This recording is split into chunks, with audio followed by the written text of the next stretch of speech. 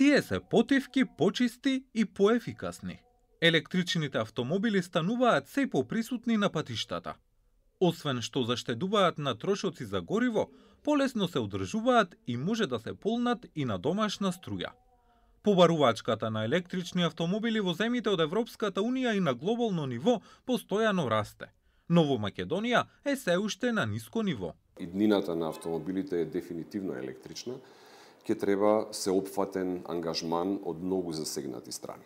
Тука сме ние како пласирачи, да речеме, на електрични автомобили. Паралелно мора да се развива мрежата за полнење на електрични автомобили и соодветните апликации и технолошки кои што ги следат. Точно е дека во 2022 и 2023 имавме зголемен, да речам, интерес, скромен, меѓутоа сепак зголемен за електрични автомобили, кои што, следејќи ги сите трендови, меѓу другото и во Европа, во 24-та година веќе почна да опаѓа и за во оваа 25-та година да бидат на ниво на маргинализација. Како еден субститут на електричните возила се бараат сепак плагин хибридни електрични автомобили, кои што представуваат еден компромис заради тоа што тие се дефинитивно соодветни за возење на куси релации. Батерискиот рейндж на плагин хибридните автомобили е до максимум 100 км. Тоа значи дека ако во главном сте ориентирани да возите во градските средини, тие имаат дефинитивно логика, меѓутоа за тие што возат long range, чи долг домет, веќе после 100 км се вклучува моторот и вие возите со себе еден баласт од 450 или 500 км, што секако дополнително влијае на потрошувачката на гориво и на екологијата.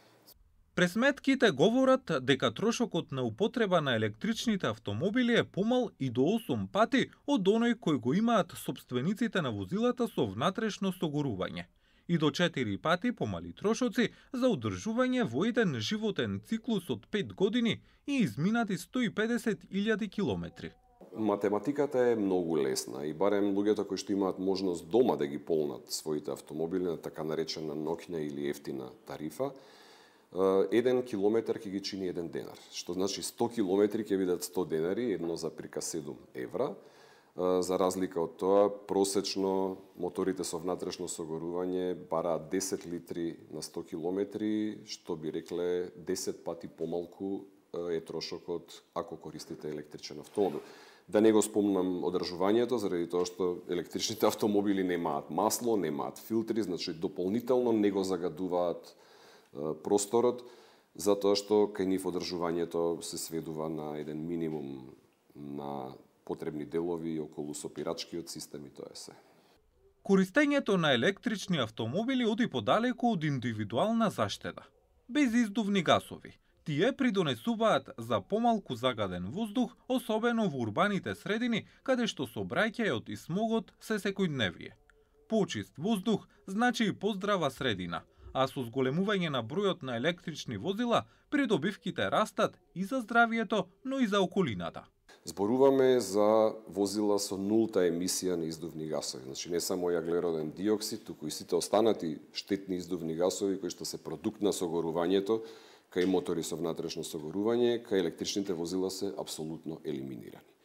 Понатаму, електричните возила се носачи на технологија, што значи сите современи безбедносни системи кои што можат да се замислат, се вградуваат прво во нив.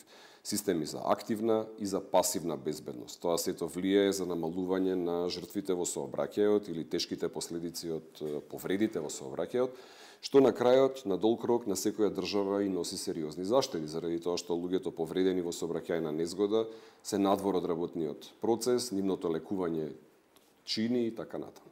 Но цените на електричните возила се уште се високи. Сите земји од регионот во поголема или помала мера поттикнуваат електрични и хибридни возила. Хрватска нуди најголеми субвенции во поединечен износ од 9.000 евра за електрично возило. Следува Словенија со 6.500 евра, а Србија и Босна и Херцеговина субвенционираат набавка на вакви возила со околу 5.000 евра субвенција. Во Македонија, иако со години се ветува, субвенционирање електрични возила се уште нема. Со цел да се промовира употребата и користењето на електрични возила, секако дека се потребни неколку елементи за така наречено субвенционирање. Прво, главнината од европските држави и Соединетите американски држави ги субвенционираат набавките на електрични автомобили. Дури во Србија тоа изнесува околу 5000 евра, во Хрватска, например, е 9000 евра за набавка на електричен автомобил субвенцијата. Дополнително, ако сакаме промоција на електрични возила, треба да има даночни олеснувања, треба да има олеснувања при паркирање, да не се наплатува патарина за истите и така натаму. Тоа сето би значило еден придонес во употребата на електрични автомобили кај населението и кај компаниите, се разбира. Колку електрични и хибридни возила се регистрирани во Македонија, податоци нема. Но дека овие автомобили се важни, покажува и тоа што државата набави 100 електрични автомобили, кои на повеќе локации во Скопје ќе се изнајмуваат по 22 денари за изминат километар.